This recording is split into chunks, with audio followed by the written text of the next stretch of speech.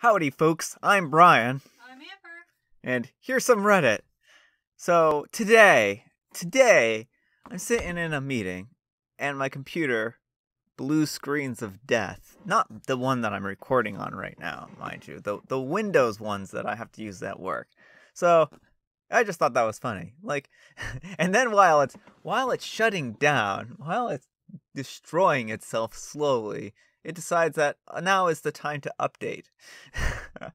So tell me about your so I want to know, is my computer a jerk for shutting down in the middle of a meeting and then trying to update? Yes. Have you ever had this experience where your computer just decides, this is just a constant ongoing battle for me? I'll be working, sometimes I'll be working at like 7 o'clock at night, trying to finish up a project or something like that, on my work computer. And suddenly I'll go and take a shower or get a snack or something like that. And I'll be away for I don't know, 10 minutes. And when I come back, Windows in that amount of time has decided that I was gone for too long, and now it's going to shut down and restart on me and install some updates. Have you ever been in that position? I know you can adjust the time. Look, I know you can adjust the time for when Windows thinks that you're working. The trouble is that sometimes I might work outside those times, and I'm like, oh yeah, from 7 a.m. to 7 p.m., surely I'll be done with everything I need to do by then. But occasionally that isn't the case. So let me know your horror stories with Windows. I want to know about them. So let's get started. Our first story, speaking of disasters, our first story is titled, "Am I the Jerk for Moving Sharp, Heavy Objects That Were Hanging Above the Baby's Changing Table?" Do we even... do we need more information than that? I'm 7 months pregnant and in the process of moving into my boyfriend's place. It's cozy, rustic cabin, and he has decorated with various found artifacts, like objects like old axes, saws, etc. Above the windows, he has wedged into multiple old circular saw blades and large old railroad nails. Yesterday, while he was tidying up, I suggested that we move the saw blades and railroad nails from above the areas where we plan on having the changing table. This made him angry, and he absolutely refused, saying that they would never fall and that I'm being an irrational helicopter parent. He wouldn't even hear me out and got angrier and angrier when I tried to explain that having those sharp, heavy objects would be needless stress on me every time the baby was changed. I knew that they would probably never fall, but I couldn't get the thought of those objects decapitating or crushing our baby out of my mind, so I moved them and arranged them on the wall a few feet over by the wood stove. I thought he would realize that he was being irrational, but he has doubled down and completely cut off all affection towards me. He thinks it's a sign that I'm going to be a helicopter parent that turns our child into a wimp. He says I have ruined part of him, and he will be packing up all of his stuff tonight. Wow, what a response. What do you folks think? The jerk or not the jerk in this situation? Not the jerk. Amber says not the jerk. There are people who are helicopter parents. And this situation I would not personally say is a helicopter parent situation. You don't want your kid getting stabbed by sharp, rusty objects. I mean, it's just like a tetanus shot waiting to happen. This is why? Why does he... What? Why this hill? Why is he choosing to die on this hill of all hills? There are rusty, sharp objects above a child. If you can avoid having them fall on the child. But, I mean, he's right. There's probably not much of a chance that something could go wrong and they would fall on the child. But there's always going to be that little nagging thought in the back of their mind of well, what happens if something does fall? I mean, and, nothing's perfect. What happens if you have an earthquake while you're in the middle of changing the baby's diaper? Like, it's maybe not something that's likely to happen depending on your geographical region or something like that, but it could, right? So for him to say that there's no chance of that, I think is a little short-sighted, because I think that they're, heavy, sharp objects sometimes will fall. And I mean, I think having them above the baby's changing table is a little potentially more risk than I personally would be willing to take. But I'm interested in what you folks have to say. Is she overreacting, or is he just being unreasonable? So anyhow, take care and good luck. Not the jerk. I'm sorry you chose to reproduce with this person. My thoughts exactly. Here's my upvote. Not the jerk, but you discovered that your boyfriend absolutely is. And also, do they have a big baby gate thing for around the fireplace? I live in Montana, and it's a very well-trained children who still manage to burn themselves on wood stoves. The saw blades may be the least dangerous part of this cozy cabin. That's actually a really good point. I mean, I actually had a friend, no, not a friend, a person I went to elementary school with. They actually ended up burning themselves on a wood stove, and they had to have like bandages and stuff like that on their hands for like a couple of weeks, and that was a horrifying kind of experience for them, I'm sure. And wood stoves, you do have to exercise caution around them. Children can sometimes be reckless and play and fall into things, and it's important to have protections up against those. So yeah, I mean, and that's not to say that all kids are going to have accidents around wood stoves. We had, wood stoves when I was growing up, and none of us kids, managed to injure ourselves on the wood stove. So, there's varying levels of risks here. Some kids do, some kids don't. And I mean, it just really depends on the age and stuff like that. Our next letter is titled, Am I a jerk for not giving my husband the prize that I won? My husband of 8 years is a gamer, which has never been a problem until now. When COVID hit our country, not the US, we both lost our jobs and had to take out government payments by running up our credit cards. We're working now, but we both took pay cuts and we've hardly scratched the debt. Then I won a prize in a competition, an all bells and whistles gaming setup. PC, dual monitors, a desk, chair, headset, everything down to the mouse. The thing is this, the cash alternative that I asked about would more than half our debt. More like down to a quarter. Husband wants the setup. It's more than we could even afford to buy. He says it's his only chance to have a setup like this. I'd love to say yes, but the credit card debt is looming over us like the hand of doom. Our credit isn't good enough to swap to a good rate, and it'll be years before we could pay it off at this rate, and it'll cost an arm and a leg. He's been sulking for days, and I feel like I'm the only grown-up and a big old meanie. But am I? Alright, folks, what do you think? The jerk or not the jerk in this situation? Not the jerk. Amber says not the jerk. I can understand your husband's, desire to have a nice gaming system, and that this is probably going to be, his only chance at getting something like this. But, finances need to come first. It's work and then play. And unfortunately, you folks are in a bad situation. And I mean, I feel bad that you're going to have to give up your gaming system, and it would be something that your husband, desperately wants. But sacrifices have to be made sometimes. And, I think that you're being the voice of reason here. I think he's, trying to sacrifice for the short term, short-term benefit, even though it's going to cost in a long term, so I think that that's just not a good mindset to be in. And I mean, he may be just acting, this way because it's something that he really, really wants, and, he's super excited about it. But in the end, I mean, you've got to make good decisions for the household, and not paying off that debt is going to be a bad decision for the household. And maybe someday, if you folks can pay off that debt, then maybe you can save up for a gaming setup like that. But until then, I mean, I think that you're being reasonable here. So, not the jerk in my opinion. Not the jerk.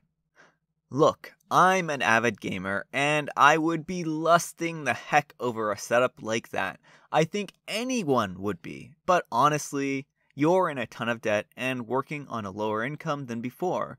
And the reasonable thing to do is take the cash alternative.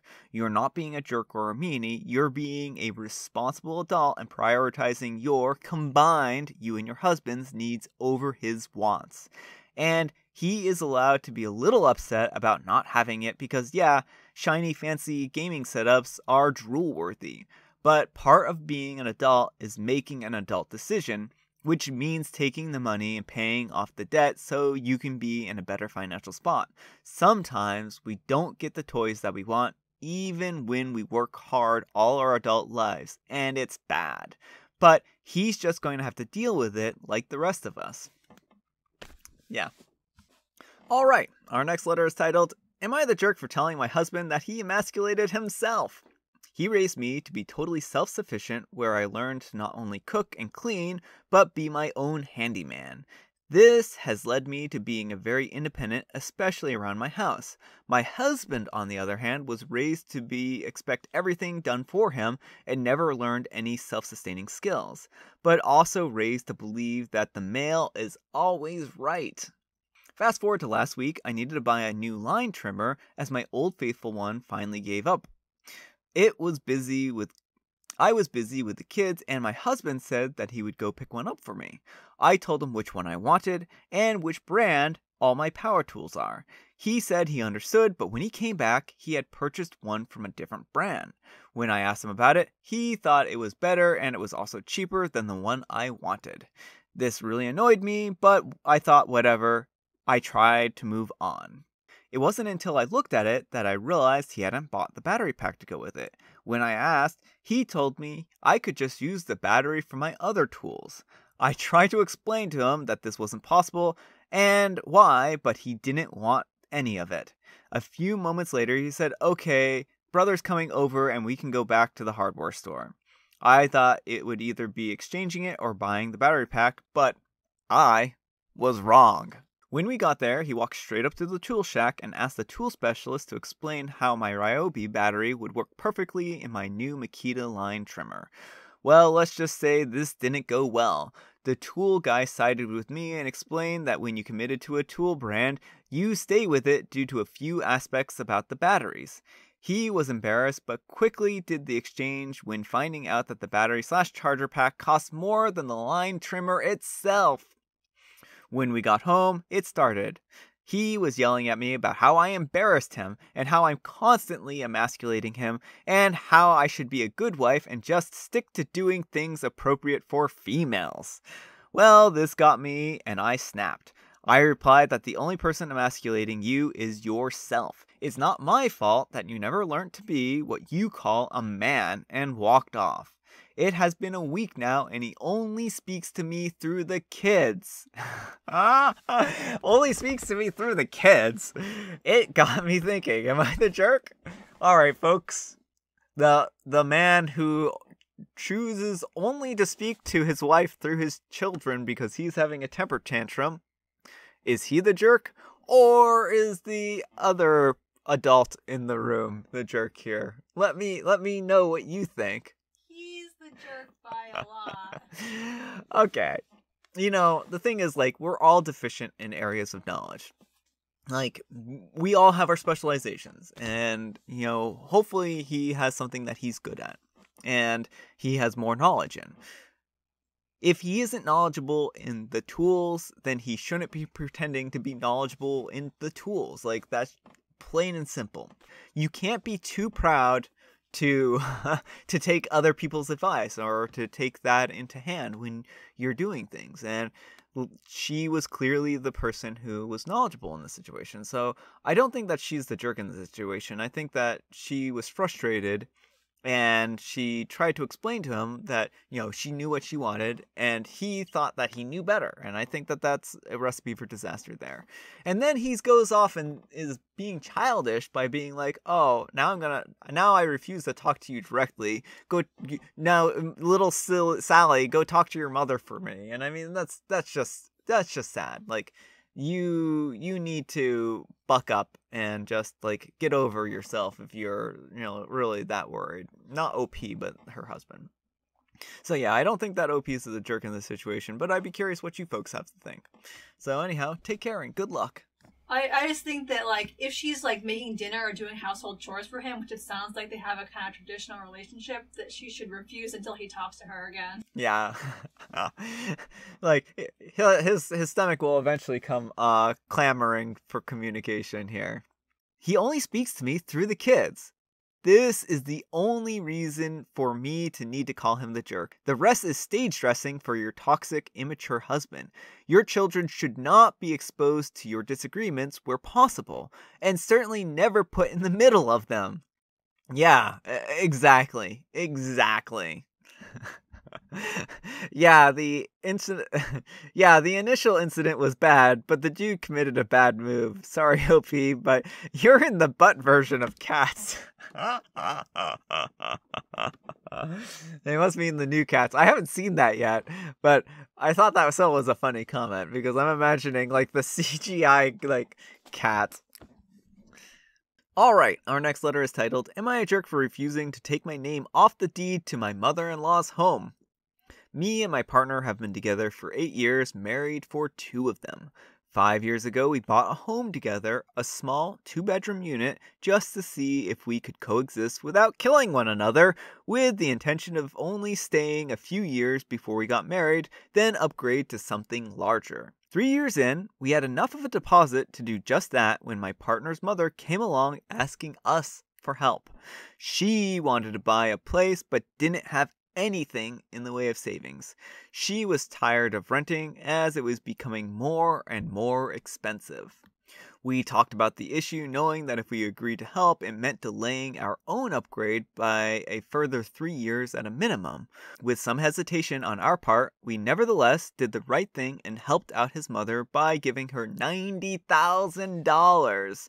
The sum total of all of our savings at the time, making it clear it was just a loan.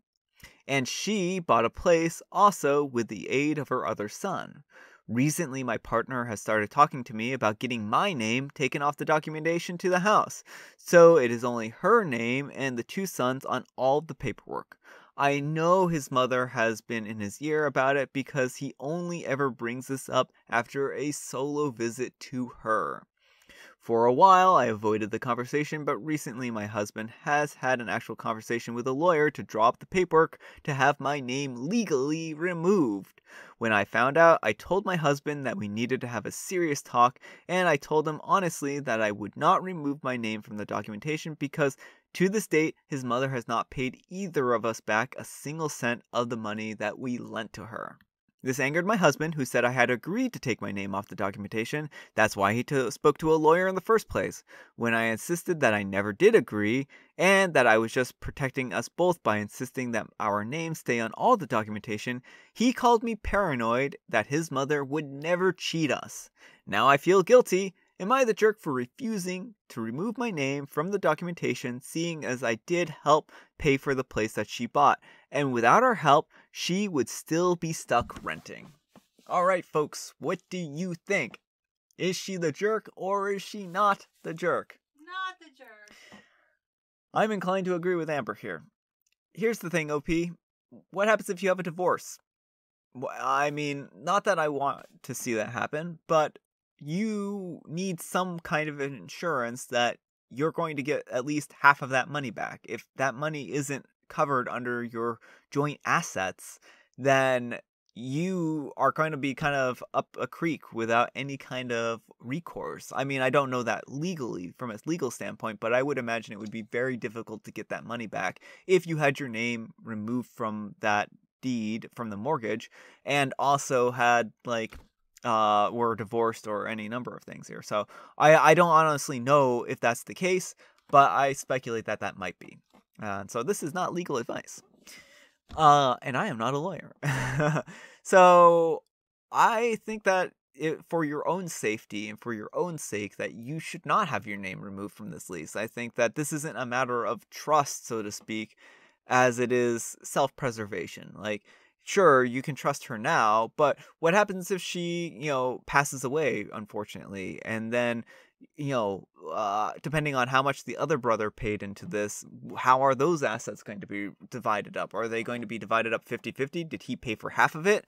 Did your joint, adventure, it just seems like it's going to make a mess. You helped buy this place. This was part of your money. You deserve to have your name on that. That plain and simple. That's how I see it. So no, I don't think you're the jerk in this situation. So anyhow, take care and good luck. Not the jerk. You know that your mother-in-law is trying to cheat you. The bigger problem is that your husband is now participating. Is there anything in writing indicating that this is a loan or listing a repayment schedule? And OP replies, no, nothing in writing. It was a verbal agreement between all of us. Do not, for goodness sake, do not get your name taken off that paperwork.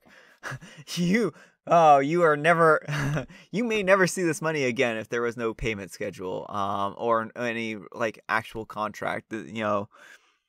I would, the thing is, loaning money to family is always tricky. You kind of have to expect that no matter how much money you give a family member, that there's a good chance you may never see that money again. And that's just the reality of it. I mean, that's, loaning money to family members is always a very sticky, messy thing.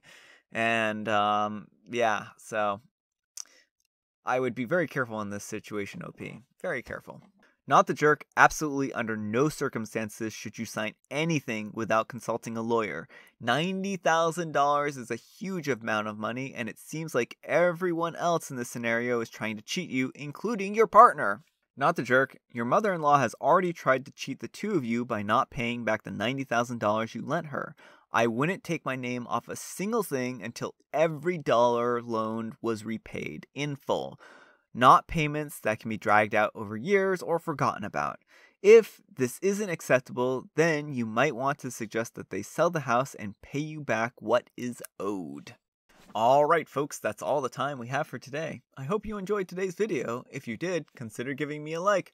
And if you didn't, consider giving me a dislike. Thanks so much for watching, and we'll see you all tomorrow. Bye.